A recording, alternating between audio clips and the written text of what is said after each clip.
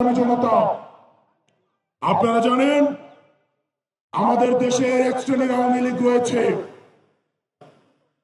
তারা শিক্ষক পরিচয়ে বিশ্ববিদ্যালয়গুলোতে কার্যক্রম পরিচালনা করে। যারা টকশোজীবী নামে হচ্ছে টেলিভিশনগুলোতে হত্যার বৈধতা উৎপাদন করে, যারা নাট্যকর্মী পরিচয়ে, যারা নাটক সিনেমাতে আমাদের মতো সংগ্রামী মানুষের মৃত্যুর বৈধতা উৎপাদন করে, এই বিশ্ববিদ্যালয়ে নীল দলের যে বাচ্চাটা শিক্ষকরা রয়েছে তাদেরকে ধরে ধরে এই বিশ্ববিদ্যালয় থেকে বের করে দিতে হবে। এই নাটক সিনেমা থেকে আওয়ামী মুজিবের বাচ্চাটা এসব শিল্পী কর্মীদেরকে দেশ থেকে বের করে দিয়ে ভারতে পাঠিয়ে দিতে হবে। টকশোজীবীদের উদ্দেশ্যে এই ভারতীয় আধিপত্যের বৈধতা উৎপাদন যারা করছে, যেসব টকশোজীবীরা, আপনাদের তাদের এই ফ্যাসিস্টদের মানবাধিকারে আপনারা যারা বিশ্বাস করেন, তারা মুসলিমের মানবাধিকারে বিশ্বাস করে না।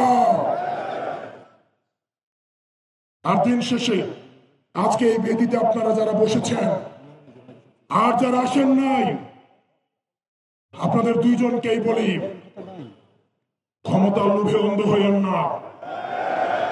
আজকে যদি আমার বুকে গুলি লাগে, আমি জানি এই ধরনের একটা প্রোগ্রাম হবে, এসে বক্তৃতা দিবেন, তারপর চলে গিয়ে আবার হচ্ছে সিট নিয়ে নেগোসিয়েশন করবেন।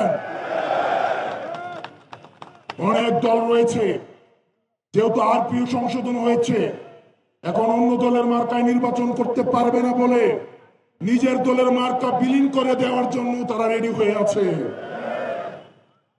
এগুলো দিয়ে জাতীয় ঐক্য হয় না। এসব জাতীয় ঐক্য এগুলো মেকি। আমাদের হাদি ভাইয়ের রক্ত এই জাতীয় ঐক্যের আঠা হয়ে আসুক, সেটা আমরা চাইনি। আপনারা যদি দেশের প্রশ্নে, সার্বভৌমত্বের প্রশ্নে, বাংলাদেশের প্রশ্নে দলীয় স্বার্থের ঊর্ধ্বে উঠে আমরা 1 আগস্ট, আমরা 3 আগস্ট 2024 সালে এই শহীদ মিনারের বেদিতে দাঁড়িয়ে যেভাবে আমরা ফ্যাসিবাদের বিলোপ এবং নতুন রাষ্ট্র ব্যবস্থা বিনির্মাণের যে এক দফা দাবি দিয়েছিলাম, আমাদের সেদিনের মতো আবার ঐক্যবদ্ধ হতে হবে।